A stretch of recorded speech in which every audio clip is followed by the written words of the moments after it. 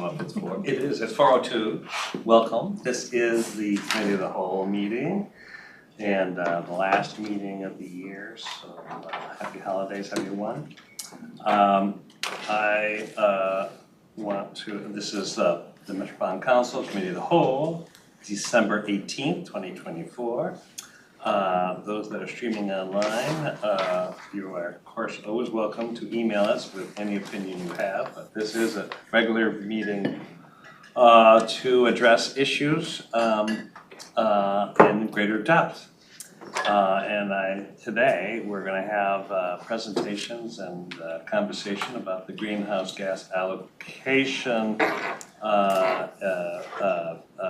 with representation from MnDOT, and then we're also going to hear some local forecasts for inclusion in our Imagine 2050. And unless there's any objection, we will, that is the agenda. But first, we have one action, which is to approve the minutes from our meeting on December 4th. Mr. Chair? Yes. I would move the minutes with one correction. It says that I was not there and I was. That will, with that correction, amendment, any other, is there a second? Second.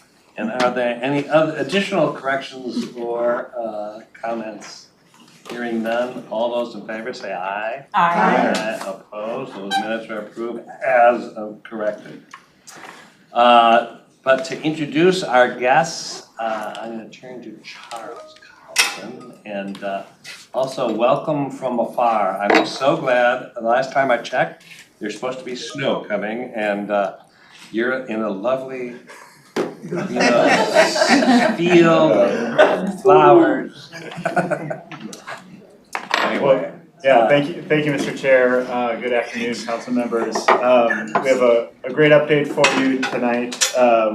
With us is Anna Pierce, who serves as the carbon reduction program manager within MnDOT's Office of Sustainability and Public Health. And Anna's joining us from northwestern Minnesota, and we're glad to have her because heading back tomorrow with the snow would be unpleasant. So very grateful to have Anna join us online.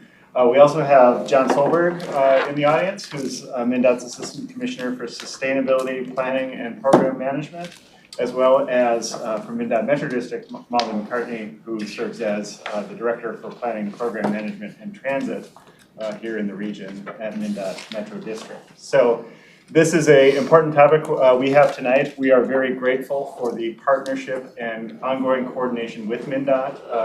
Since the subject law that Anna will cover was passed in 2023, over the last 2 years, working closely together with a good update tonight on really an important topic. So with that, I am going to hand it over to Anna. Welcome, Anna.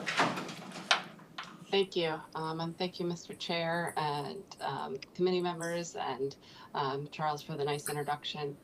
You should be starting from slide 1, so I think I'm only seeing, are you all seeing a contact page, not the first page? Yes. Right, let's get the first page.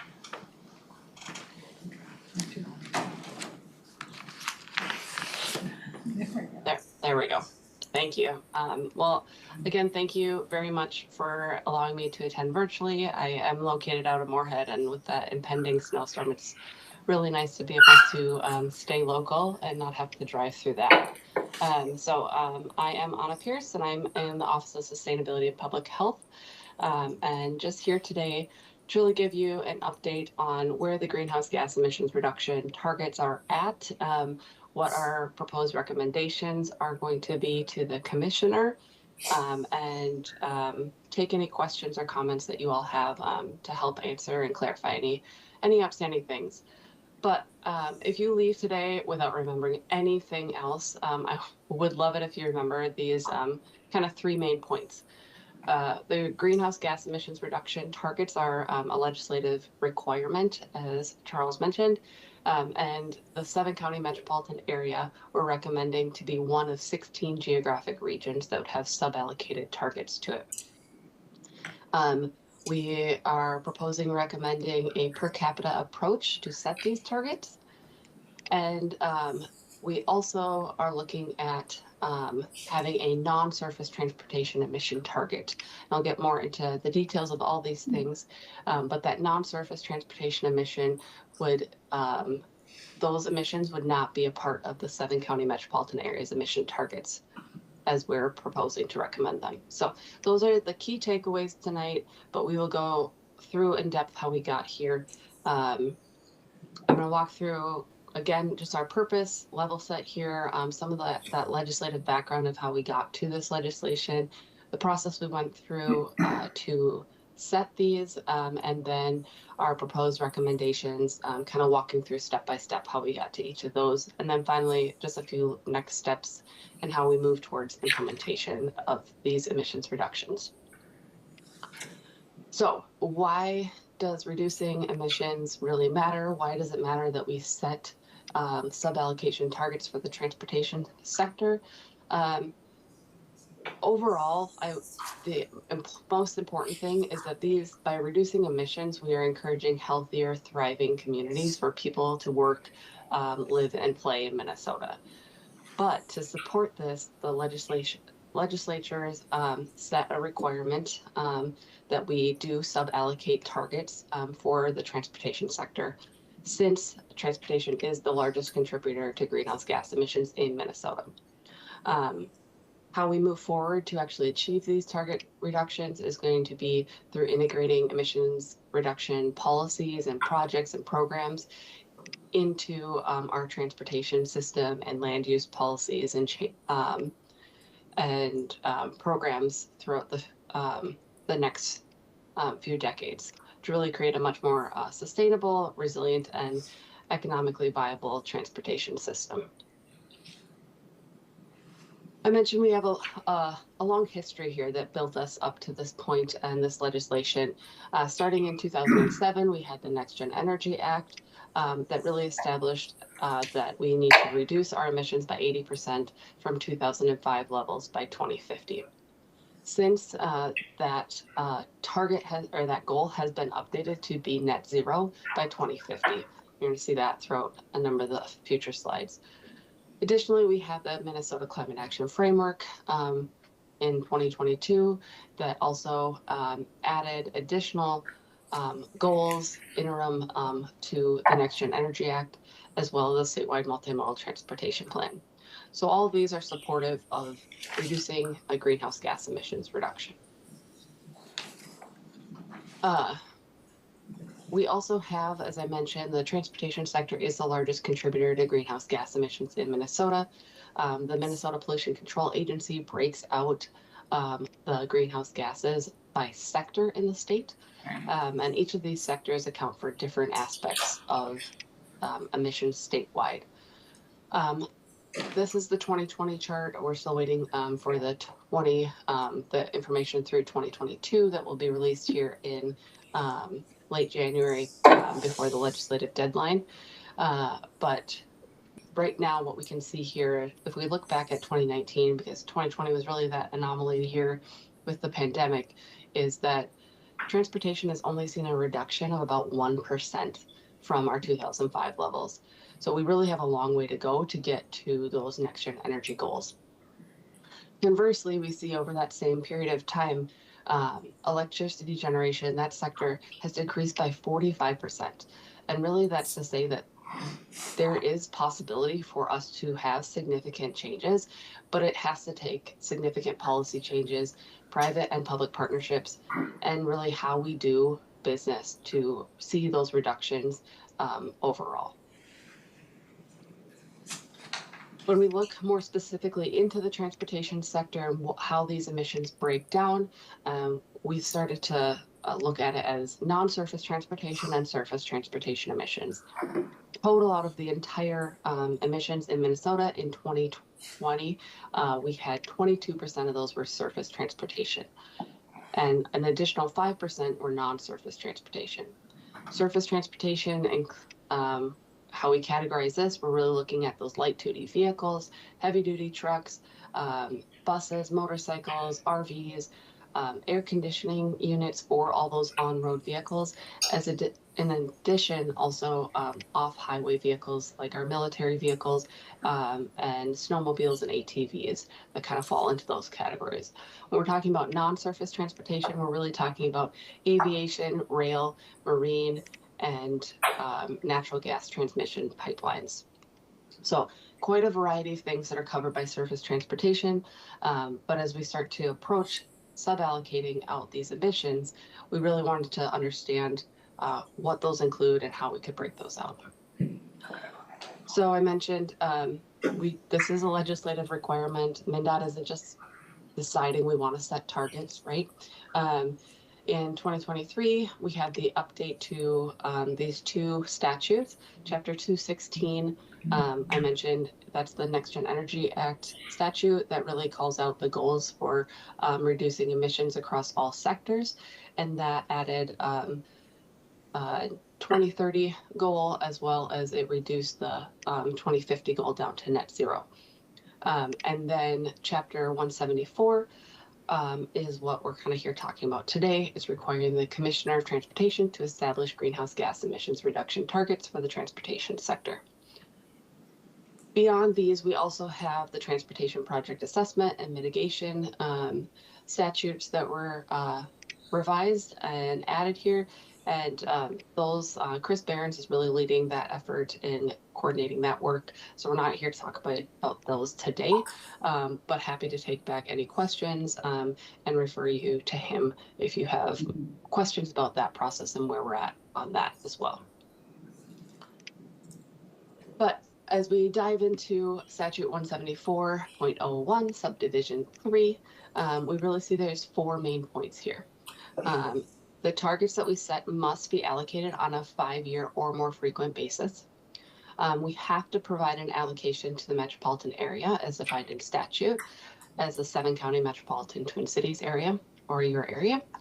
And then we must account for differences in feasibility and the extent of emissions reduction across forms of land use and across regions of the state. So essentially, by us going through this process and reviewing a couple different approaches to setting these targets, we are doing that in achieving that third bullet.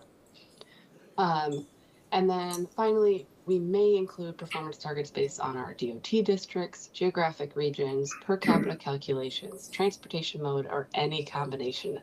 And so really that's looking at how we're approaching and setting these targets. And I think you'll see in the next few slides that we went through and really looked to achieve these. So overall, we went through a pretty quick process here. Really ramped up in April with the development of an engagement plan and process for setting the target. So we had a clear path in how we wanted to engage and coordinate with local partners, MPOs, our cities and counties, as well as internally. There's a ton of engagement. We wanted to make sure everyone at MnDOT internal to all of our offices and our districts really understood what it was that we were being asked to do, because we are going to be partners in trying to achieve these emissions reductions. We went forward and shared a ton of legislative background, similar to what I just provided previously. And then we really started to dive into, in September and October, a preliminary allocation approaches. And we'll talk through those approaches in a second. And then we've been working through sharing these draft allocations, and hopefully, I believe next week, we are going to be seeking sharing the recommendation with the commissioner and seeking her approval for setting these targets, because we do have a February 1st deadline that we need to have these targets set by. We've done, I mentioned, a robust amount of engagement, I feel like, for the time period that we had. So we had over 33 external engagements. 33 were specifically meetings where we went out and we talked to people virtually or in person and really shared this work that we're doing and trying to gather input and understanding, and also to educate people on what this legislation means. We also did 22 internal meetings, and again, a whole slew of other conversations about this to get some clarification around what it is this means and how it's going to impact the work that we do. During those meetings, we really focus on educating our partners on first, what does the legislation include? What are those key points that we need to address? What are the current emission levels at? Which in this graph you can see here, surface transportation, the current emission levels are in this dark blue line here on the screen.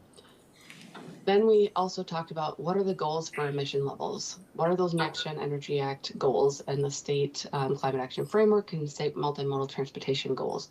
And those are shown in these blue dots and indicated by the text on the screen. So for example, by 2030, 50% reduction from 2005 levels. 2035, 65% reduction, 2040, 80% reduction, and 2050 net zero or 100% reduction from 2005 levels. Then we also shared what this vision eval or this modeled forecast that we have and what that included. So that's this dashed line here. Really what that is looking at is we use the vision eval model, which is a tool used by Oregon and Washington, a couple other states, to really help us understand how land use and transportation policy and project decisions can influence and see how emissions are expected to occur. We basically input our what policies are already in place right now statewide, and we put in just a very moderate assumption of what electric vehicle adoption for passenger vehicles would be over the time of this.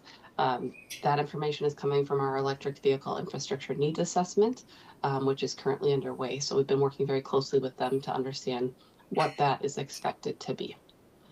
And then finally, as we talked with folks, we really talked about that the legislation is actually talking us to talk about this gray area, this lovely gap that we have between where we're forecasted to be for our emissions levels and where the goals are set in legislation and our policy plans.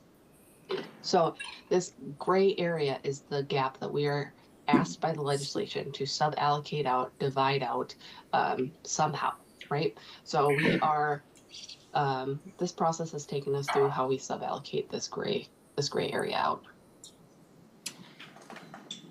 Then, as we examined the transportation sector further, I've mentioned a couple times, we really identified that there are these 12 sub-sector categories or sources of emissions. These are reported on the Minnesota Pollution Control Agency's website, and so you can really see how those break down there. But what we noticed is really that some of these can be more assigned to a surface transportation. Those could be really more addressed regionally. And then others that are more under a non-surface transportation. Things like aviation, marine, natural gas transmission emissions, and rail. Those really focus much more on a privatized industry, things that we really have to coordinate very much at a statewide level and with industry partners, even more so than we do at the surface transportation emissions level. Surface transportation emissions really focus much more on our city-county implementation, MnDOT coordination on projects and programs and policies, land use changes that really can be addressed more at that regional level with our partners. So we're going to be recommending that we set different targets or set with different approaches, targets for surface transportation than non-surface transportation emissions. So as we dive into non-surface transportation emissions, I mentioned those cover aviation, marine, rail, and natural gas transmissions, and that they're very privatized. So as we continue to look at what those targets are and how those are split out in the 5-year incremental years, I mentioned before, these emissions values would not be counted or included in the regional emissions targets that would be for surface transportation. So these would have a one target for each of the target years. And so that's what we're going to be recommending, is that basically there's a non-surface transportation emissions target for 2030, 2035, 2040, 2045, and 2050. Then as we dive into surface transportation, because it really is much more at that regional level, it's looking at those bus emissions, heavy duty truck emissions, light duty truck emissions, motorcycle emissions, passenger car emissions, RV emissions, as well as the air conditioning, which are HFC emissions. They're a specific kind of emissions and they're calculated differently. That's why they kind of have their own source category here for all those on-road vehicles. And then we look at also the off-highway vehicle emissions as well under this category. These, like I said, can be more easily addressed with infrastructure improvements, projects, programs, and policies that really are better suited to be implemented within geographic regions. As we look to figure out what those geographic regions are, we asked partners throughout the state what scenario made the most sense? How should we split up these targets? You can see here that we have the Metropolitan Council listed under each of these, really the 7-county metro area, because statute defines that we do have to sub-allocate to the 7-county area. So there will be one target for the 7-county metro area because of that. Then really what we looked at is how do we divide out the rest of the state? Do we have one under scenario 1, we looked at greater Minnesota. So everything outside of that metro area could be a sub-allocation. Scenario 2 looked at, do we have just the 7 urbanized areas, so the other MPOs in the state, do they each have a sub-allocation along with the metro area? And then we just have one rural allocation. And then finally, we also looked at subdividing out that rural portion further and breaking that down by our area transportation partnerships. Those are those organizations and collectives of cities and counties in greater Minnesota that really do a lot of our project programming and funding. So it made some sense to have them be representative of a region for targets. We went and we asked those ATPs, we asked MPOs, which of these geographic scenarios you felt most aligned with what made the most sense. Overwhelming from rural and urban, we heard scenario 3 made the most sense. They could see themselves in the work because you could be much more context sensitive when implementing projects, programs, policies, land use changes to achieve these targets. So they felt that it provided more opportunity for accountability at that more divided out area. So what that means is that we're going to be recommending that there be these 16 geographic scenarios that divide out the surface transportation emissions for each of the target years. Then we looked at how we assign targets to each of those regions. And really we looked at 2 main approaches, a per capita and a regional context plus approach.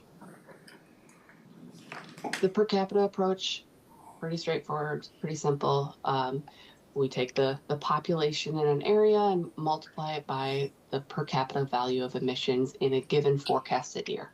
So for example, there's about a 6.5 million gap identified in surface transportation in 2030. The forecasted population for the state is about 6 million. So we would take that 6 million divided by 6.5 million metric tons of CO2. We have then a per capita value there, multiply that by each region of the state's forecasted population, and then each region has a value of emissions assigned to their region. So pretty straightforward, pretty simple calculation, pretty easy to explain to folks. Then we looked at the regional context plus. That really looked at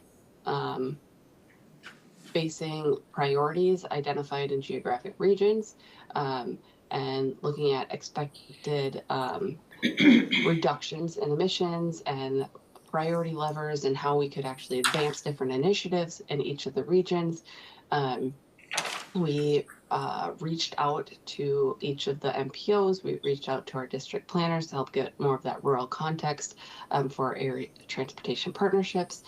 And we asked folks to work through this activity to help us with identifying some priorities in regions. We followed up to find out what some inputs would be that would be representative of those priorities. And then we plugged some of we plugged that information into our vision eval model to calculate the emissions reduction for each of those geographic regions. What we saw is that there was a less than 3% decrease in emissions from this forecasted surface transportation emissions line. So essentially this blue dashed line here was really reduced by less than 3% overall. Essentially, less than 3% almost accounts for a modeling margin of error. And when we talk about this 3% decrease in emissions from the forecasted line, what we're really doing is those inputs, we're factoring what the urbanized areas felt, and the rural areas that got back to us with some information felt that they could readily prioritize and advance. So pretty complicated process, pretty elaborate process to go through this. Kind of hard to explain to folks of how you get to this process from a public standpoint. And because there was really less than 3% decrease in emissions from that forecasted line, we are going to be recommending that we go with the per capita approach to setting targets. It's simple to calculate, simple to communicate to the public and partners, and really that margin of error of 3%, less than 3%, really shows that it's pretty well calculated currently in how we would approach setting targets. So as such, on the screen here, you can see what the draft recommended cumulative sum targets would be for the given target years. So you can see here that this first gray line is the 7-county metropolitan area. The targets for 2030, 2035, 2040, 2045, and 2050 are shown on the screen. You can see that there is a dramatic change in emissions from 2030, emissions targets from 2030 to 2050. Keeping in mind that there is population growth occurring in the area, as well as the growth of the gap really about doubles over that time period. So those two combination factors get us to where those emissions reduction targets would be. Now, I mentioned cumulative sum targets, and what that means is that I'm going to look, this next slide is really going to cover 2030 as an example. So when we talk about cumulative sum 5-year targets, we're talking that you take the per capita emissions for the region. So the 7-county area would be about 2.4 million for 2025 would be your benchmark target. 2026 is 2.85 million. 2027 is 3.3 million. 2028 is 3.7 million. And 2029 is 4.19 million. What you do is you'll add up those 5 years, and then those total out to be the 2030 target. Then the 2030 target, 2035, 2040, 2045, and 2050 all take this process into play. And sorry. And so those targets would be the targets that we are recommending the commissioners set, but we would be providing these benchmark targets to our partners, just like you all, to really have those as you're planning and programming projects, working through land use decisions, so that you can understand where you're at in meeting these targets and what the effects are. So I showed these at the beginning, and I'm going to show them again here, but really what I want to, again, re-emphasize is that as a 7-county metro area, it's one of 16 geographic areas that would be reducing emissions and taking into account surface transportation emissions. Those emissions would be assigned based on per capita is what we're recommending. And we're recommending that non-surface transportation emissions are not allocated regionally, but are allocated at a statewide level. And we work directly with those specific partners to achieve those targets. As we move forward, we will be seeking approval and bringing these recommendations to the commissioner. Once she sets the targets, which needs to be done by February 1st, we are going to be developing an informational sheet to update external and internal partners about the approved approaches and the targets and really what that means. And along with that informational sheet, we'll be sharing out a survey or a request really for future resources and coordination needs from our partners to see how we can work together to achieve these targets moving forward.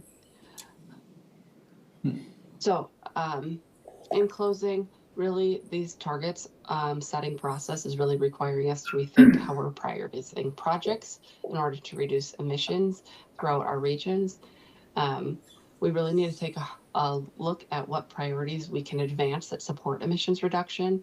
And this can look like a change in materials or project designs, or more specifically, we can consider reductions as a priority outcome of projects. And we can really be thinking about how these targets are holding us more accountable to reducing emissions throughout the state.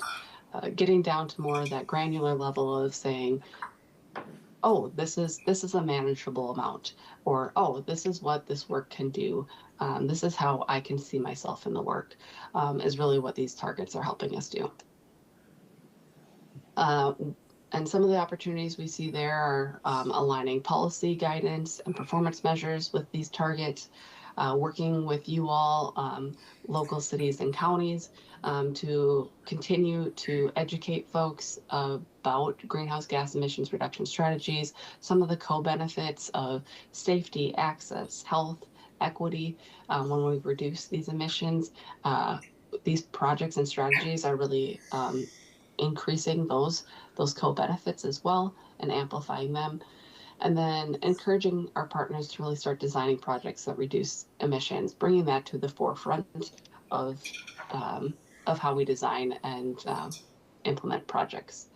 And then also we can see having greenhouse gas emissions reduction as a part of our program funding. Really, that can be a major player in starting to elevate how and where we reduce emissions. So with that, I just want to say thank you all for having me today, and I'm happy to take any questions or clarify anything that you all may have. Thanks, Anna. I really appreciate the presentation, and also we open it up for questions. Just to remind everyone, we have Molly and John here too, so you're available. Thank you for being here for questions that maybe Anna can't handle. And starting with Dr. Carter.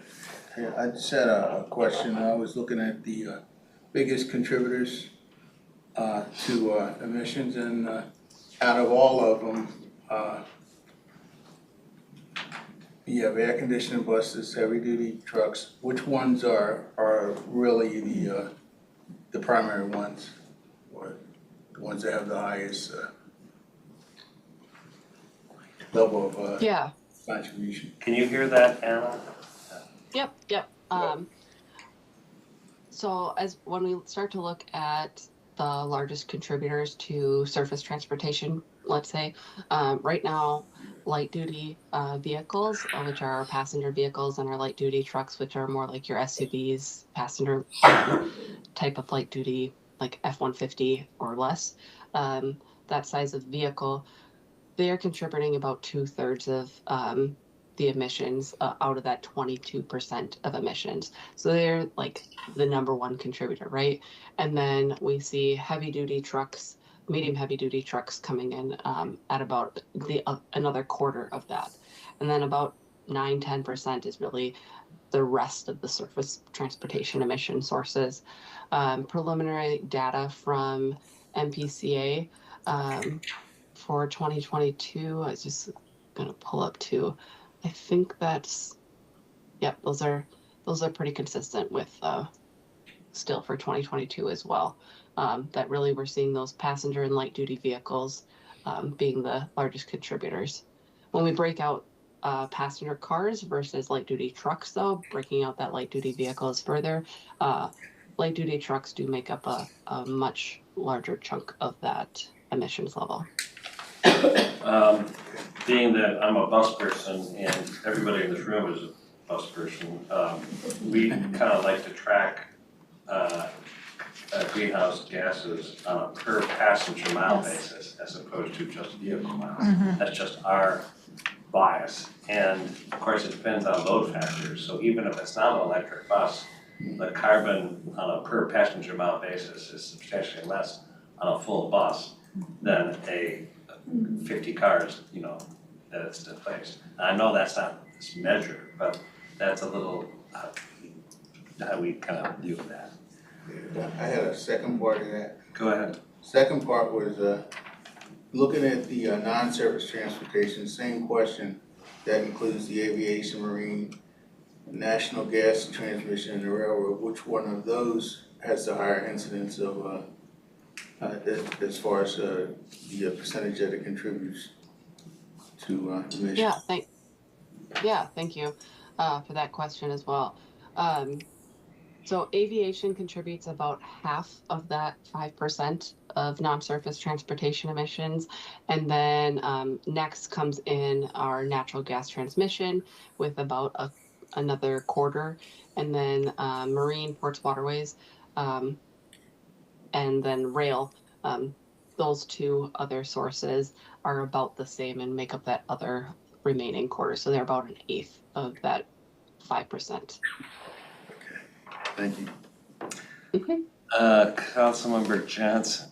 Okay, thank you, Mr. Chair. Thank you for clarifying the per capita per vehicle, because, yep, if the seats are all full, that's great. If it's one person driving, not so great. But I have a couple of questions. So I think it's interesting that rail is non-surface, but I get it.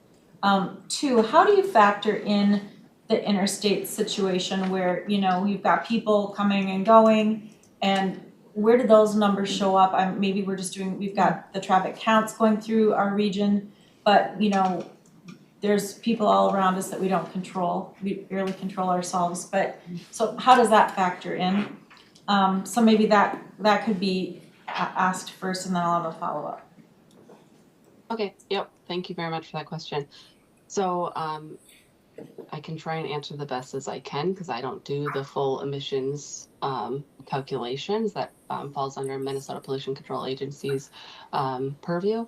But they do use the MOVES model, which is a national calculator, specifically when it comes to tailpipe emissions. So that's most of these surface type of transportation emissions. The MOVES model takes into consideration vehicle type as well as the vehicle miles traveled, which is a calculation that we provide based on the traffic counts right along roadways, and so we provide that to kind of a national database and to MPCA to provide that calculation. So it's kind of like where the traffic is hitting on the different roadways is my understanding, like at a very high level. But I can definitely follow up with more detailed information or connect you with the Minnesota Pollution Control Agency person. Well, that wouldn't necessarily be necessary unless everybody else in the room wants that, but I appreciate that. And I just am trying to figure out if that number is calculated or, greenhouse gases is calculated and, how much impact can we have on some of that because it's coming from outside the region. And that leads me to my second question. So you've got the private sector who, has boomed when it comes to delivery. We are now on demand, we are DoorDashed, we are Amazon, we are fleet this, show up that, to the point where even in our cities, we're seeing more traffic on roads and the deterioration and, even my small neighborhood, our HOA, we're seeing big trucks going on driveways that have never been built for that. So I don't know how we can incent and work with the private sector on those kinds of things. That seems like somebody that hopefully is part of all of these discussions at the state level to get their participation would be huge. And I don't know how we only can control obviously what we can control here. So that's more of a, you know, hypothetical or theory question, so I've just even since, you know, the pandemic, it's just amazing to me that, you know, surge of even, you know, Uber and Lyft and all that, so I don't know how we can control that, but where I think what we're trying to do, and I know we are here at the Met Council, is to electrify our fleets, and, you know, electric cars are coming, so do we have any, well, there surely is data on usage and, you know, that becoming the norm, that people can purchase, you know, you can purchase really powerful trucks now for your own personal use and stuff. So how does that factor into this equation as we go to 2050? Is that moving to electric being calculated into this number, or is that not considered in this number, or do we not think that we can get there through electrification in the next 30 years? Thank you. Those are both great points, and I'm just going to pull up this. I'm going to first address the first one. We are discussing heavy and medium duty vehicles are a huge contributor to emissions. It's a rising contributor. As of 2022, it was the largest contributor of emissions when we look at like the sub-sources within the sector. So ongoing conversations are being had with the Minnesota Freight Advisory Council to figure out, you know, how do we address this, right? We can't say we're going to limit the miles that these trucks are going to travel. That would be detrimental to the economy. So there's this give take that we're continuing to have and build out the how we meet these targets, more that implementation side of things. So more discussions to be had and to continue to try and figure out how we address that. As regards to the second part of your question, or the second question about really the electric vehicles, when we looked at this forecast, right, this dashed blue line here at the top, kind of the top end of the gap, right, we coordinated with the electric vehicle infrastructure needs assessment that is currently going on at MnDOT. What that study is looking at is a couple things. One, what is the adoption rate and expected registration of passenger car electric vehicles, light duty electric vehicles, and then those like medium duty electric vehicles. So looking at those, and we were able to plug those into the model so we could understand what we are anticipating right now, the forecast to be for those adoption rates. We took a pretty conservative approach because we did have a low end, a medium, and like a more aggressive adoption rates. So we took more that the low end adoption rate for those vehicles. So that's included in the forecasted surface transportation emission line there. What is not included though is like a more aggressive adoption, right? So these, and I could get the numbers. I think it was like 5% by 2035, I think, or something like that. So it was not a huge portion of the vehicle makeup on the roadways by 2035, and I don't want to say exactly what they are because I'm not 100% sure, but they were not making up the majority of the vehicles on the roads. Now, if we see and encourage fleet transitions or incentivize or see more vehicles shift to electric vehicles, that can definitely impact and be a factor in reducing those emissions that are targeted to each of the regions. So that's something that we could advance further that would lower those emissions and be something that a strategy to reduce the emissions or account towards those targets. I hope that answered what you were Yes, thank you, I appreciate that, thank you. All right, let's get to this side of the table here. Councilmember Murray, did you have your hand up? No. Did you No. Tony, I know, did. I did, actually. Councilmember Johnson asked the larger question. I wanted to just double check because I see the numbers, but I rarely hear the unit referred to. What is the unit of reduction that we're looking for? I know it has to do with carbon emissions, but I don't know what that unit is. What do we call it?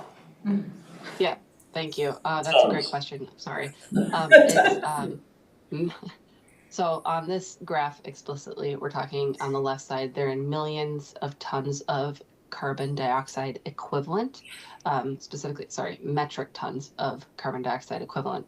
So when we look at Okay. these targets, though, if I just pull these, I'm gonna pull up the 5-year ones. They seem less scary all the time, just because they're annual targets.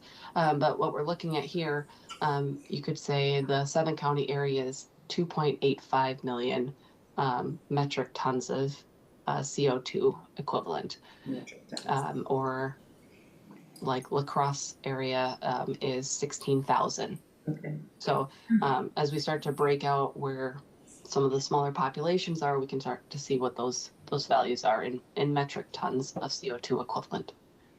Thank you. Yeah, Councilmember Lindstrom. So why is natural gas included in all of this? That's my first question. Your guess as good as mine. Okay.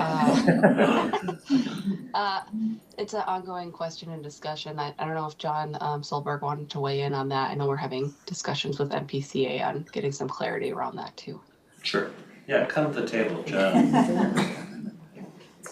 Stay a while. I planned on it. So John Solberg, Assistant Commissioner for Sustainability Planning and Program Management, through which this process has been operating through the department. Natural gas, as well as oil transmission. The main reason is it is transmission of these commodities, much like freight is on our roadways and rail.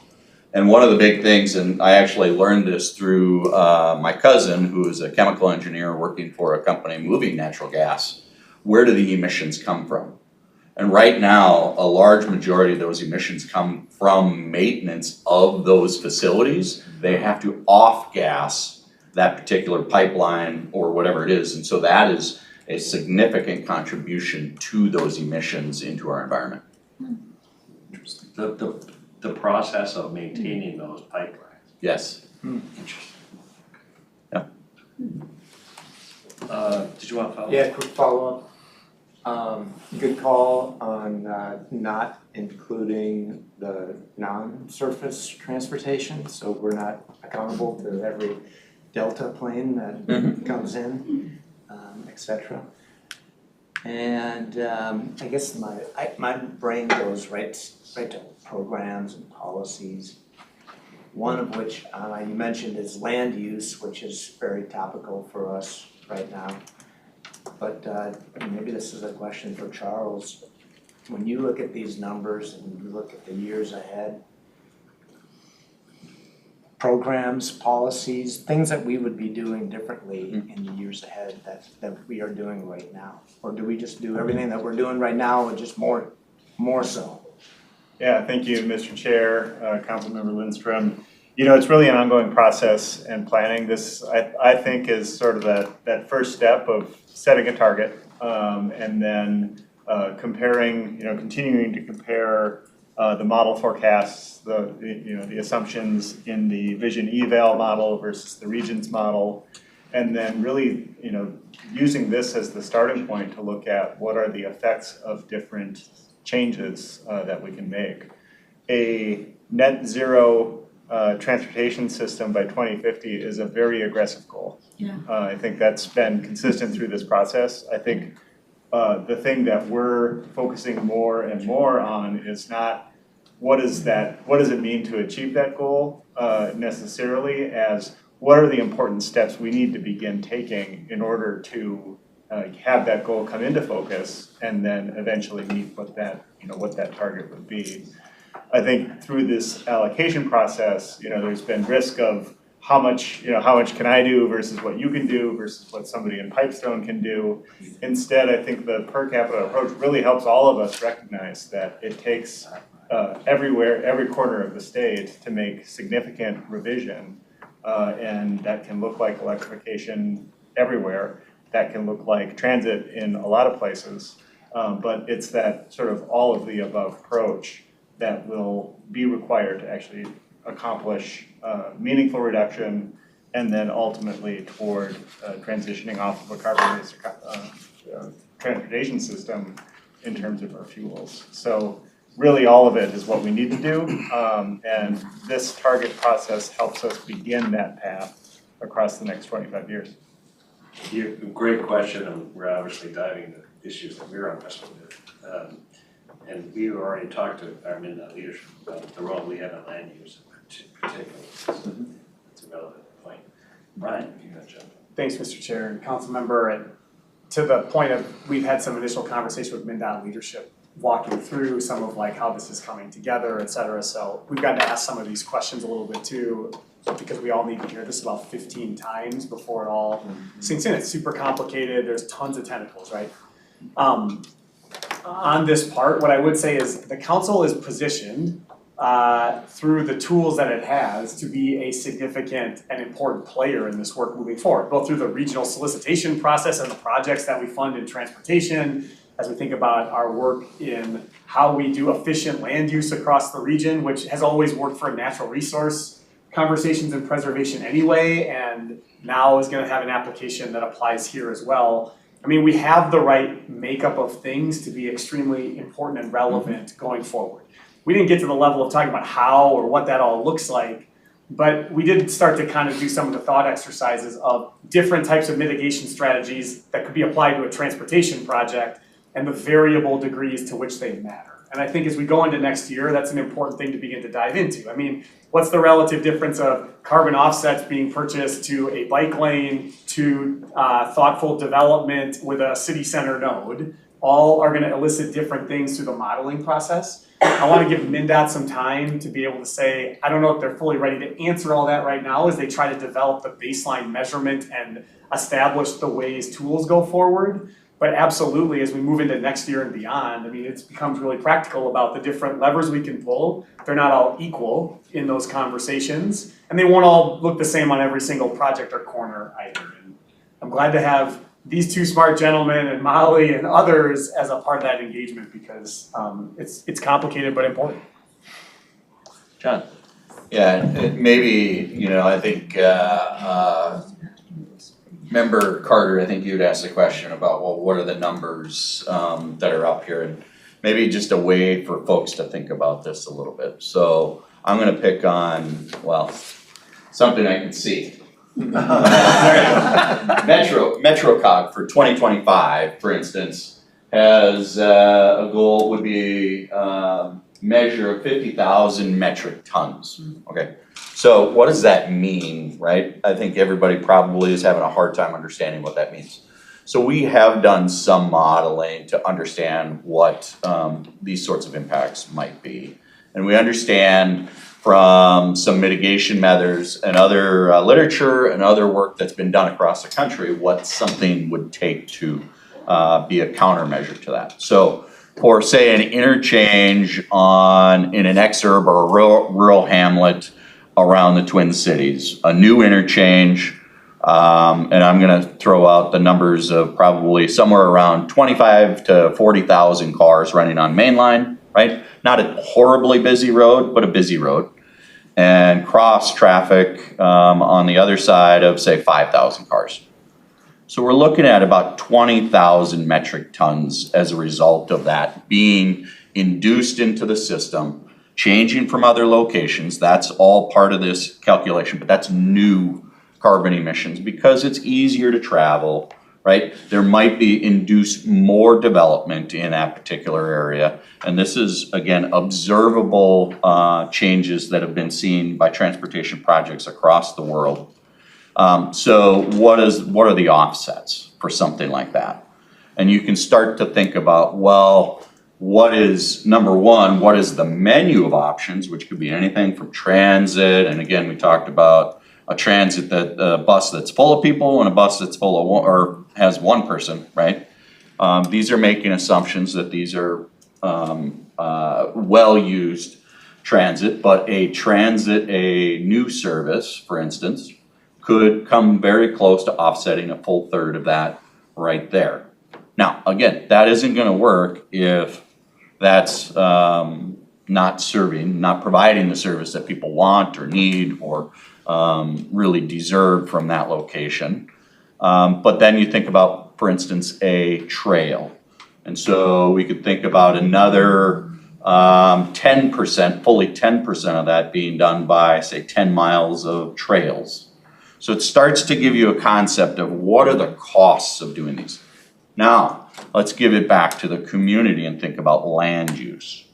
Land use could totally offset it with 25 to 50 acres of development that's at a more intense rate, say, I'm gonna say it would look more like the 2- and 3-story developments, right? Is that gonna happen in a rural hamlet? Probably not. But if it were closer locations, maybe it's townhomes instead of 3- and 4-story, you can start to envision that some of these things can be done with effort, and it becomes a how do we work through that instead of we can't work through that, right?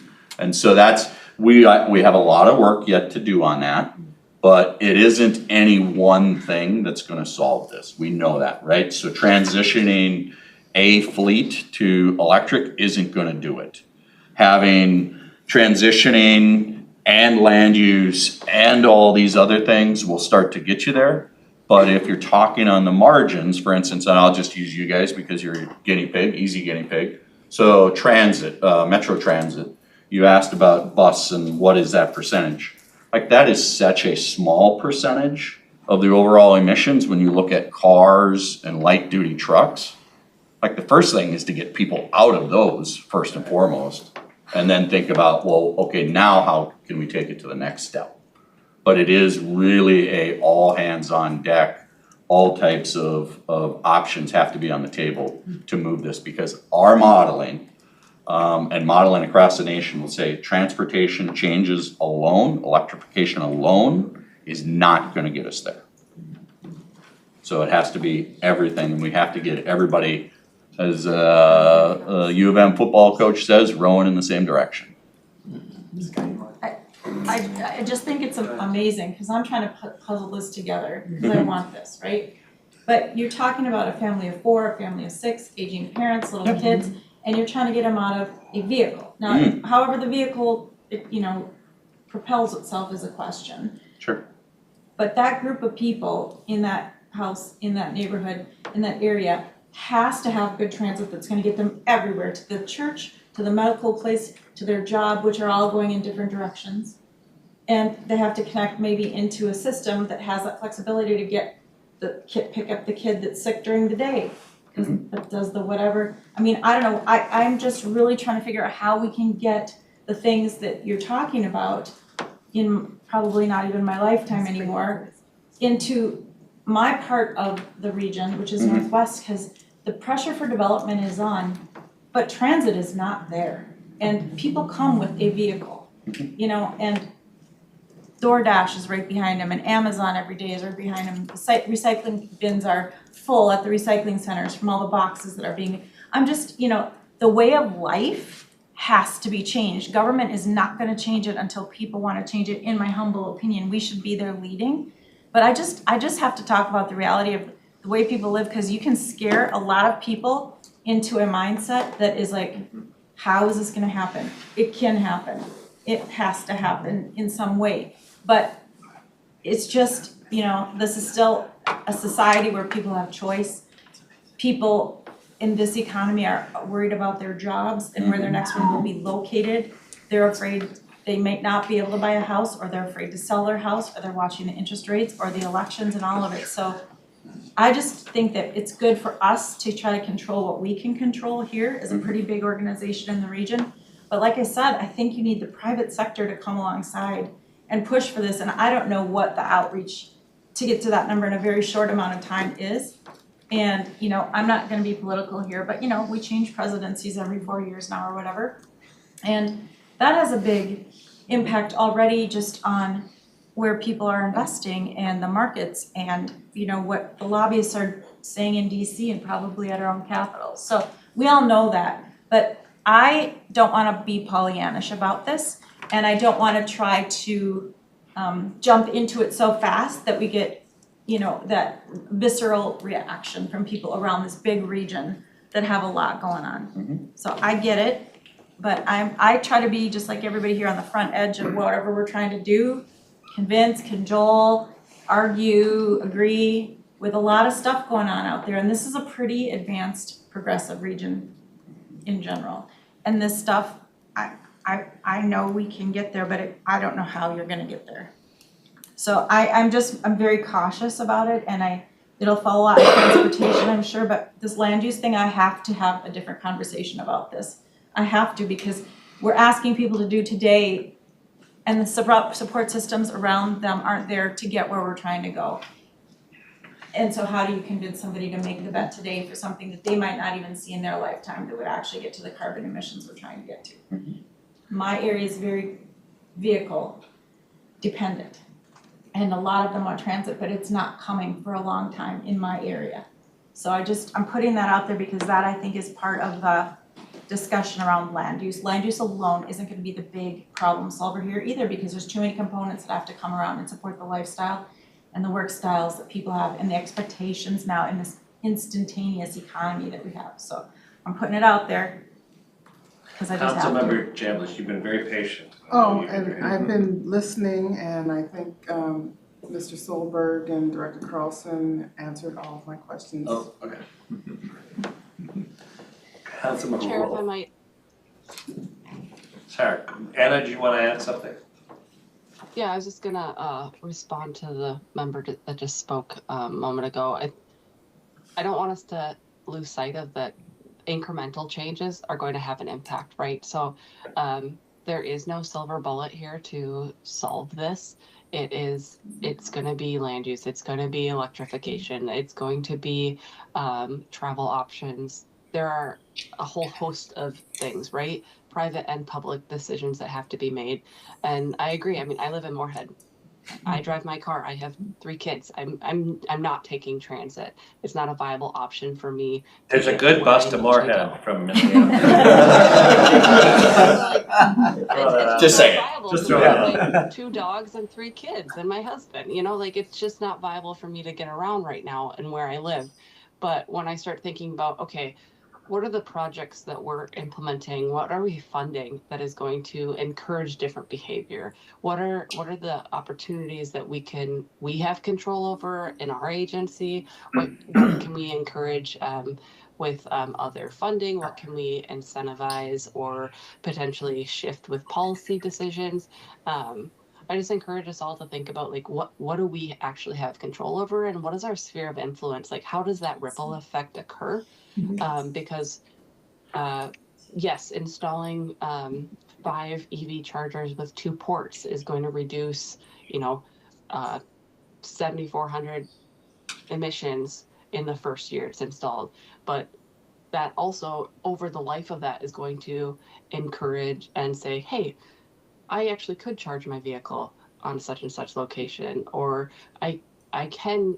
It seems like a viable solution for me to switch to an EV instead of, hey, I can't get down to the cities on one charge and I don't know where I'm going to find a charger, or whatever that might be. So there's I think a lot of things that we can think about, and it's not going to be everybody switches to EV solution by any means. It's not everybody's going to find transit as an option.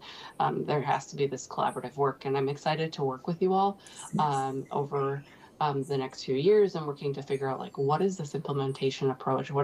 How do we look to achieve this through a variety of strategies, and where do we need to be partnering more with the private sector?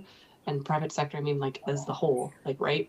There are many private sectors, but where do we partner to see bigger impacts now? And then what are those relationships we need to build up and plan for that we're not going to see for 20 years from now, or things like that. So I just wanted to add that little snippet. And Thank you. I have just one. Well, let's hear from Wendy and then Gail.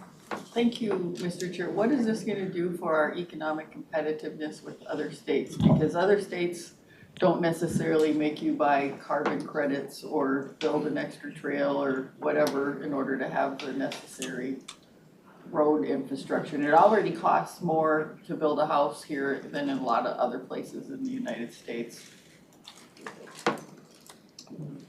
Mr. Chairman, Councilmember Wolf, I think, so it's a good question, right, of, well, what are the economic impacts of it?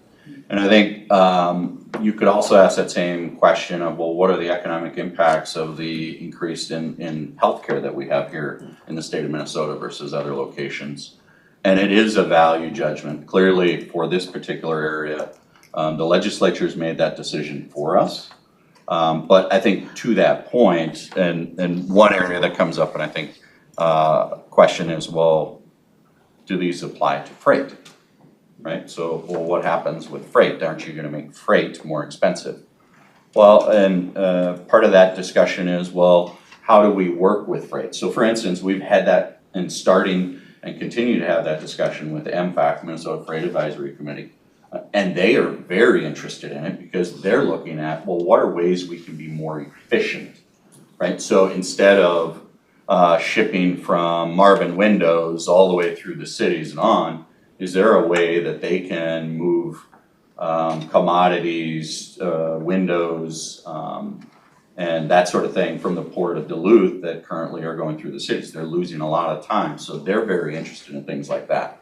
I think we're interested in looking at, well, these were the decisions that we made in the past about how much or how heavy or how long trucks can be. Well, if we are serious and really put a value on this sort of thing, we have to be willing to reconsider some of those decisions and also be aware of the second and third order effects of those. So those are pieces we will continue to develop. This is a new area for all of transportation. So it's not without pitfalls potential, but we'll do our best, and that's why we ask as partners to work with us on it so that we can all figure it out together. Okay. Thank you, Mr. Chair. I just was curious as to how the balancing is going to work with the electrification of vehicles. We're still generating power and we're still having greenhouse gas emissions. So some of that's going to show up on another piece of the pie. So I think that that's just important to understand that for people, that it's not the end all for getting to zero. And I really like the way we were talking about it today, about trying to everybody getting on the same page, but there is power still being generated, there are still greenhouse gases being emitted for electric vehicles. Yes, and Chair and Council Member, right, so one of the things we've had in part of that discussion in the federal program, the NEVI program, National Electric Vehicle Infrastructure Program, is working with our power providers throughout the state. Excel, for instance, but down to our local providers, and well, what is that plan and where are they in that process? And I get a bigger sense of comfort from them understanding, well, how are we really emphasizing electric vehicle use? So, right, if we power during the day, we will have dirtier power. But if that power is able to be done at night, for instance. Wind, it blows at night. Wind blows at night, right? But so then we get cleaner power for that. And I'll just give an example. Sweden, for instance, and we have this discussion internally within the department. We have a lot of construction equipment up there. You saw it's one of the dirtiest methods. So are there ways we can clean that up? Sweden has gone to clean construction, and the first question was, well, but the generation of electricity is dirty, right? No, it's clean energy production in Sweden. And it's amazing to think that they are using heavy equipment to build roads and such, and it's clean energy. But that's the point, is you have to look at, you can't just look in a silo, and you have to look at all these other pieces, so. We're making good friends with other agencies. And you still have a MOU for research or information sharing with Sweden. Right, we're working with them in Norway, and another good example, Norway piloted, and folks say this can't be done, but I know St. Paul just did a fire engine, electric fire engine. Norway, last year, one of their coldest and snowiest winters, piloted an electric snowplow. And the question was that there's no way that they can do that, right? You can't run 24-hour operations. They were able to run 24-hour operations with their snowplow because of what they did with the battery charging system. So instead of running it to empty, they would run a system. It was, I can't remember what it was, 90 miles, which is not dissimilar to some of the things that we do. Charge for 11 minutes. Well, maybe that driver needs to go to the bathroom, maybe they just need to have a bite to eat, maybe they need to have a cup of coffee. And they were able to sustain 24-hour operations on an electric snowplow. Did the plow? That is amazing. Did the plow have a name? That's what I. I will ask in January when I We're see gonna it. find out. Alright, Chai had his hand. Yeah, thanks, Mr. Chair. Yeah, with the incoming federal administration that doesn't believe in climate change, it's good to see that we're still doing to make the world a better place. For me, it's more a question of quality of life, and with these issues, the polluters tend to be in more black and brown and economically disadvantaged communities. A couple years ago, organizers were able to kick out Northern Metals in North Minneapolis, right? And because that's what the issue is ultimately, and also it has to we have to remain competitive. If to be competitive, we have to begin to move to EV vehicles. Right now, China is the largest car market on earth, and now the Americans and the Europeans are scrambling to make better EV cars because right now the Chinese EV cars are the best. And so, if we want to be competitive, then the private sector has to move along too. Thank you. Yeah, good plan. Dr. Carter? Yeah, I had a question. In Sweden and Norway, aren't they using geothermal to generate electricity? Doesn't that help in their costs in that way? They're using a variety. I mean, Europe has really moved forward much more in advance than the US has in this area. I mean, whether it's Sweden, it's Finland, it's Germany, they're all much more advanced than we are at this point.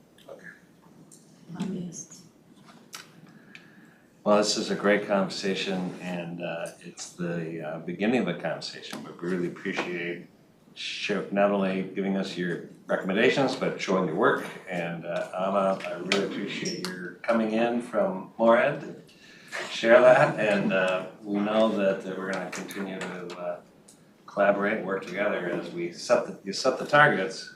As Charles really pointed out, that's a place that's a starting point, and then all options are on the table.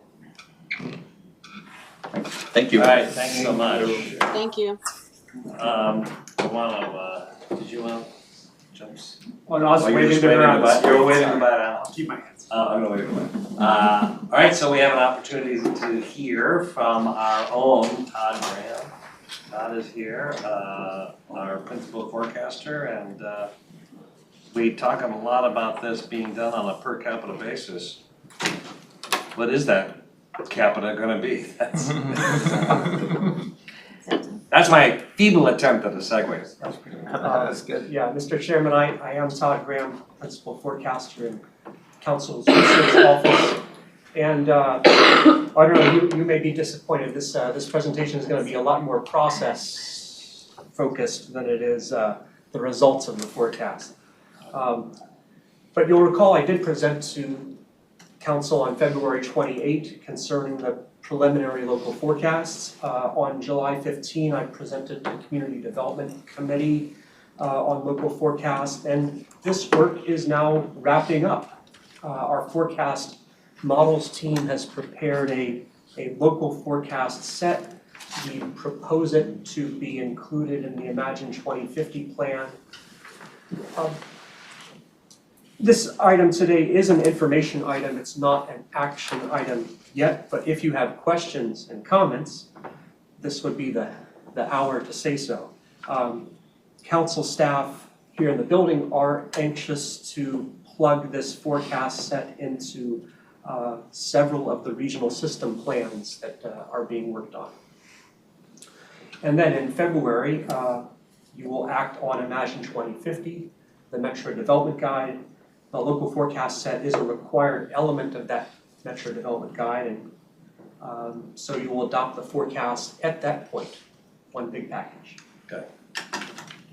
So I have a couple of assignments in this presentation today. One is to share the version 3 forecast set. It is on the council website.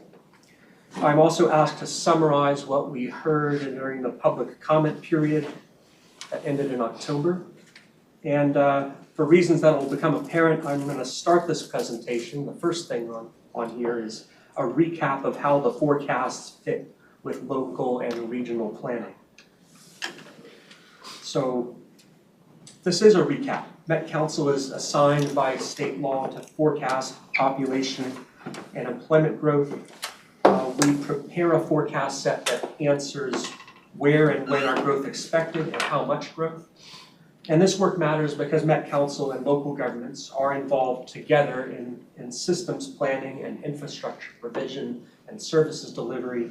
Our regional and local wastewater systems connect to one another. Our MnDOT and county and city road networks connect to one another. And so we have a concurrency expectation that all the planners, regional and local and MnDOT, are planning for the same future.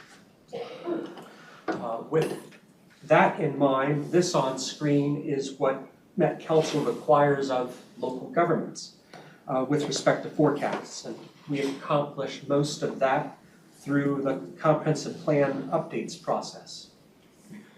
First bullet, most basically, we require cities and towns plan for future growth as detailed in local forecasts. Second, and more specific now, we ask that they prepare a land plan. In that land plan, urban and suburban cities should be providing for local land supply or redevelopment analysis such that the city can accommodate its part of the forecast. And I want to emphasize at least accommodate. We're not stopping any community, any suburban or urban community from guiding more acres of land than they might need in the planning horizon. And some communities have done that, have provided a supersized land supply, maybe to attract development interest. Third bullet here, in the context of regional systems, our system planners use the forecast as not an at least accommodates, but instead as time certain, place certain targets. So when we publish forecasts in our water resources plan, cities take that as a promise that ES division will bring them system capacity to serve those numbers of population, households, and employment. And ES division recognizes that they're not promising to serve more than was forecast. If a place is growing beyond the forecast, then excess demand on systems is a risk, and we advise that cities talk to us about those excess demand situations, because either the forecast needs to change or the plans need adjustment. And it is mainly Met Council's discretion to determine how that's resolved. And that brings us full circle, the last bullets on here. The growth forecast and plans should fit together. If they don't fit together, one or the other will need adjustment. And it is mainly Met Council's discretion to determine how we respond to that forecast versus plan conflict.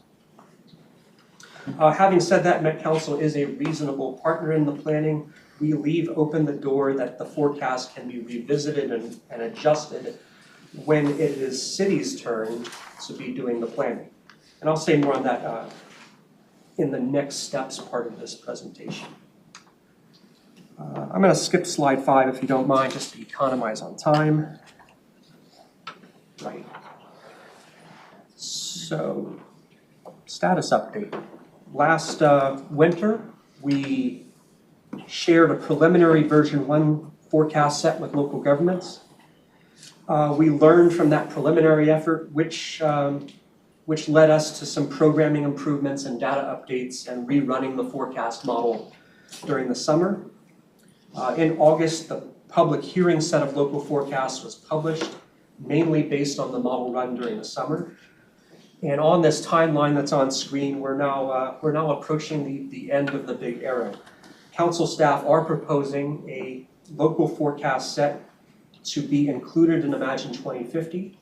the difference between what's labeled on here, version 2 and version 3, the difference is just that we adjusted the forecasts for 20 cities based on discussions and comments that we received usually from those cities. And I'll say more about that in a few slides forward. So for Chairman Zelli, here's the one slide of actual results. Where will the growth occur? The forecast table that was published last Friday has city and town level results. Those results can be summarized to county level as well. And on this slide, I've summarized the growth to the Imagine 2050 community designations. So we're expecting 1/3 of the net growth in urban centers and urban edge communities. Another quarter of the growth in suburban communities, examples would be Eden Prairie or Minnetonka. 38% of the growth in suburban edge and what used to be called emerging edge, but we've squashed all that together. Examples would be Woodbury, Lakeville, so on. And finally, the remaining few percent in rural communities. The takeaway idea is future growth is very much distributed in our metro, all types of communities. I've been asked about this distribution. Is it reasonable? Is it what was expected? We have seen the spatial distribution of growth shift in every decade, and that's a matter of what home shoppers and businesses want, shifting demand, and also how local cities are preparing for the new development, what they can accommodate. So research staff have reported in previous presentations that the decade that ended, the 2010 through 20 decade, was the most urban-centered period of development that we've seen in over half a century. The demographic makeup of the region may be part of that. But patterns and behaviors can change, and patterns and behaviors have changed since the COVID pandemic. Both our forecast model and the comments that we received from stakeholders during the public comment period are pointing to future patterns that are slightly more suburban than what was expected, what was experienced before 2020. So as you see here for our 2050 horizon, only 1/3 of the growth, net growth, is expected to be in urban centers and the urban core of the region. Slightly larger share in the suburbs. Where to find the local forecast for cities and towns? Well, it's at this website, metrocouncil.org/forecasts. In today's meeting agenda, there was a link labeled additional materials. That table, I notice now, has very small typeface. Apologies for that. You can get a better looking table on the council website at this address. A neat feature of the council's website allows anyone to look up the forecasts one city at a time if you want to, and to compare the proposed Imagine 2050 forecast against the 2040 forecast for cities that cities now have, the 2040 forecast that's now in cities' plan. So here's the chart for Rogers, Minnesota. The forecast we're now proposing doesn't look a lot different from what was in their city plan. But you can look these up, answer some questions for yourself. The third part of this presentation is what we heard during the public hearing period. Out of all the comments on Imagine 2050 plan, and you'll be hearing later this month, there were hundreds of comments. There were only just 30 comments, though, that were forecast related. 19 of those included requests to change the local forecasts published in August. So our approach to this, that's what this slide is, our approach to the requests was, first, we support adjustments that fit with reasonable expectations and trends and known developments.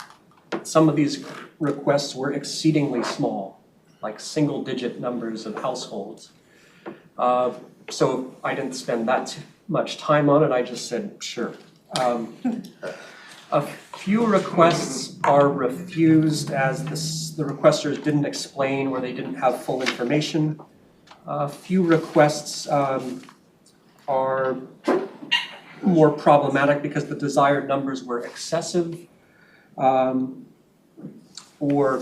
we have some communities in the area surrounding White Bear Lake where we want to not go beyond the forecasts already in their comp plans for reasons of water supply uncertainty.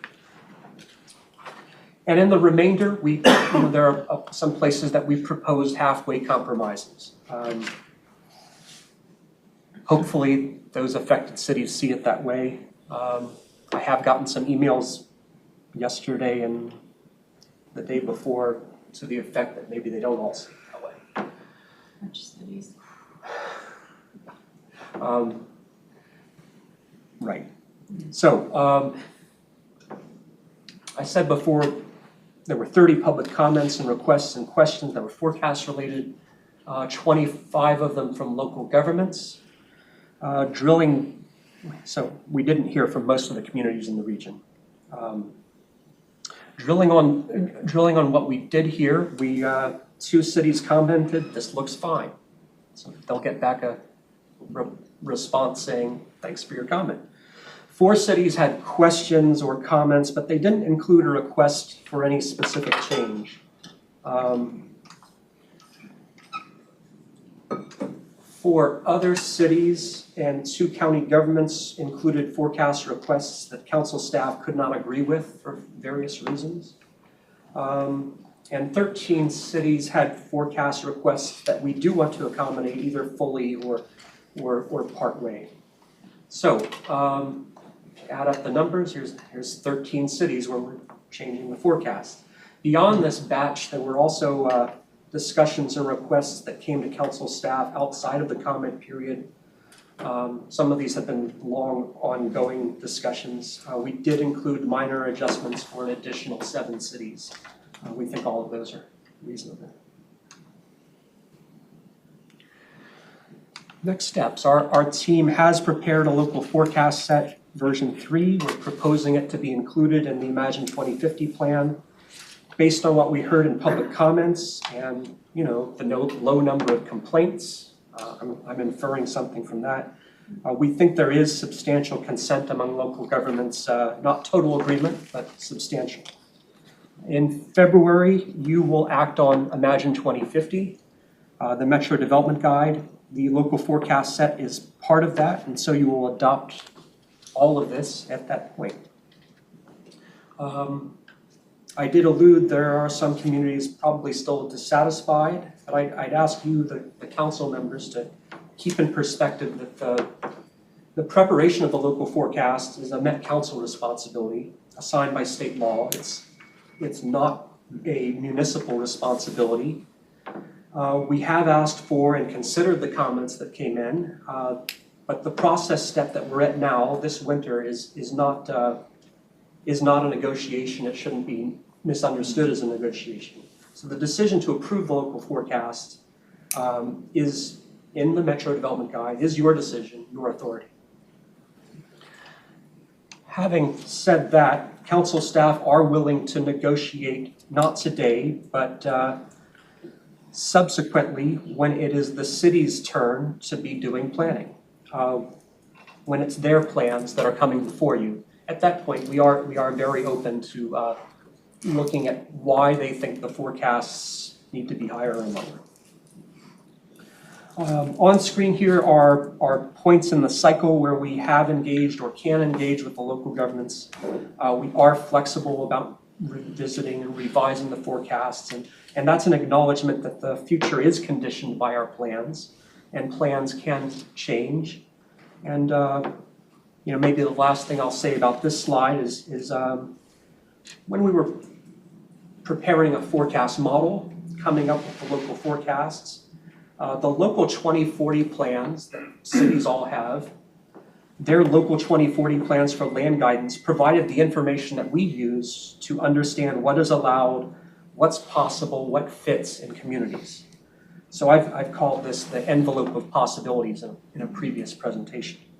And if those land plans are being substantially revised, and they could be, cities now have an opportunity to do that in the new planning cycle. If they're opening new land or bringing new intensity or new capacity, then at that point we can work and should work with cities on revised local forecasts. And that is an opportunity throughout this timeline that you see on screen. So wrapping this up, you may have questions about some of this, but also I have a question for you. Are you satisfied with the proposed local forecast set? Do you find it ready to be included with the final version of Imagine 2050? Kim, do you want to jump in? Mr. Chairman, that's my presentation. Oh, thank you. Thank you for the presentation, Mr. Chair. I am the District 11 representative for the area around White Bear Lake. Right. And I just want to make it really clear that the DNR will not approve any other groundwater appropriation for those communities. So there's no uncertainty about what the water supply is. They know what they will be able to pump and grow. So the DNR says you cannot put any new wells in. So it's not a matter of gray, it's pretty black and white. And so I'm thinking that some of these outside forces may in fact become more common. So on your slide 5, you talk about adjustments may be needed. Yes. And I would add a bullet in there that says, what are the outside forces that we may know about, or not know about. But this DNR zero appropriations was known, a year ago. Right. And all the adjustments have been, so there's zero growth for the communities, which really has to be done, and that's really what they're stuck with. But there's no uncertainty with that. It was pretty clear, and I'm just thinking that, you have here too little land, too little growth, too much growth, and I would have a 4th bullet that adds in things like, things kind of beyond our control, or there's other factors, because this may happen in White Bear Lake area, but in 10 years, this may happen in another part of the council. So it may be water supply, it may be force of nature, it may be something else, so we can look ahead to include kind of other things. And that, zero growth, zero extra water will impact land use and, density issues and all those things that's going to go forward. So I certainly appreciate the council listening to all the communities that came back and mentioned that. Yes. And all those were adjusted down. However, that was in fact, kind of communicated before the initial forecasts were out in draft form too. So there was a little bit of a lag in the communication as well. So I think we need to catch those things sooner rather than later in the session. That's my comment. But thank you for adjusting all of those communities back to zero growth. Well, not Chair Zelli and Councilmember Cedarberg, not exactly zero growth, but not more growth than Met Council has already authorized in previous plan updates. And I would also say I agree with all of Councilmember Cedarberg's characterization of this issue. In our Environmental Services Division, the water planners that we have there have been involved in a sub-regional committee, and part of what's happening there is some soft selling of the alternative possibility that some cities could make a big investment and switch to surface water sources rather than groundwater sources. And that'll be many years in the future. That's unknown. Who's going to go for that? Who's going to pay for that? Thank you. Thank you. Other comments, questions? Robert? Yeah, thanks, Chair. Thanks, Todd. I always find these presentations so fascinating, even when they're a little more process focused than product. So I appreciate this. I just wanted to note on your slide online, and I guess most of us are looking at it, there's several more questions. Yeah, that you had for us, and I don't know if you're trying to just get us that. But one question I have on your slide, 16, is that in the 2026 to 2028 time frame, you have an asterisk on the 2028, but it doesn't lead anywhere, so I'm just wondering, is there a little bit more information you were gonna convey, or? I was hoping you weren't gonna ask. Well, we found that in the cycle ending 2018, some communities were late in submitting their comp plan update, some of them as late as 6 years. Right. So you've acted on one of those recently. So that's what you're trying to So indicate. the answer that that's is not a acknowledging that's solid- your hope. Well, that maybe it's not 2028. Okay. Right. It's at 2028 is aspirational. Well, the statutory deadline is 2028. So flex our mighty. Been there, done that. Thank you. And I guess to answer all your questions, for me, it would be a yes. I think. Thanks. Yeah, right. Wendy. Thank you, Mr. Chair. I would be interested in hearing who are the 4 cities and 2 county governments that you guys are still fighting with and said no to. Chair Zelli and Councilmember Wolf, we're not fighting with them. We just Thank you. elided moved past the conflict. Yeah, there was a memo distributed to you by Community Relations Office listing those communities. I didn't see that memo, so. Yeah, the city of Independence, far in the West Metro. Not that far. Okay. Depends on where you live, I guess.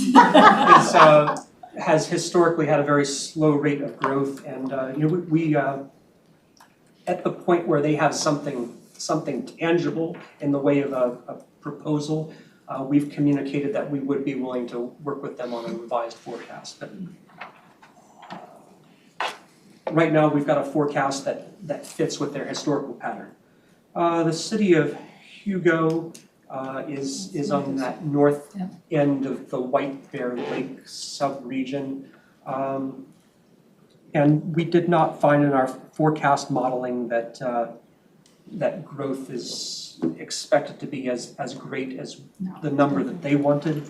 I mean, they are in a part of the region that will have slower employment growth and households growth. The city of Elko New Market is a city that we expect to double in size during this planning period. I think they want to triple or quadruple in size. We're not ready to buy into that. And finally, the city of Chaska has a large industrial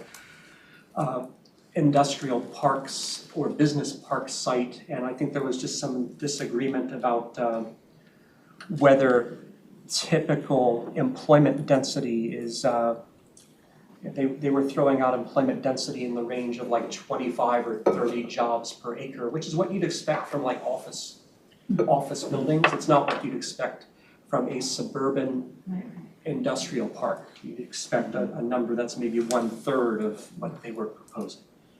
So that was Carter County is forecasted to gain 50%, grow by 50% during this planning period. They thought the number should be higher. There was similar comment from Scott County. Thank you. Right? All Metro. This is why people respect, love, hate their council, all the above. Any other questions? Yeah, Angela. I'm curious about our forecasts and how they compare to other entities that might put out population growth projections in our region. So state demographer, Federal Reserve Bank, Center for Population Studies. How do our forecasts compare to those? Right. Chair Zelli and Councilmember Cameron, this goes back to the region total forecasts that we presented to you last year. There are other entities that do population forecasting. So I mean, I've compared what we came up with what our with Remy.com and Woods and Pool and University of Virginia and Minnesota State Demographic Center, and there is a wide range between those sources, and the expectations for population growth. Our forecast at Met Council is first or second highest amount of growth among those that I listed. I think University of Virginia's forecast is roughly in the middle, and State Demographic Center's forecast is lowest among those six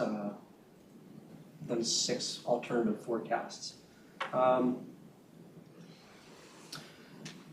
Don't have a full answer why all of those are different. It tends, I think it tends to, in the past, it has tended to be that forecasts that are purely demographic dynamics and not looking at the economy have ended up with very low numbers. The other forecast sources, if they're looking at both growth of the regional economy and that drawing in workforce and having population tails, those forecasts tend to be a little bit higher. Tony? Thank you. I just want to say I particularly appreciate the manner in which you've laid out the opportunities before us and have brought forth the proposed forecast, given the opportunities that we have and the manner in which you've characterized the work that you've already done with communities and are willing to do in the future. I'm entirely prepared to support the forecast and to move this forward. Thank you so much for bringing it before us. Well, that seems like a fitting comment to close out our session. Thank you, Tony, and thank you, Todd, very much. This is, I know, as Robert said, it's always interesting, even though it's more process, but as we're getting closer to the really incorporating these forecasts and the plan, it's getting all very, very, very close. So appreciate it very much, and council members, thank you so much, and have a very happy holiday. There are cookies in the break room, so grab those on your way. We'll see you soon. This meeting's adjourned. Thank you.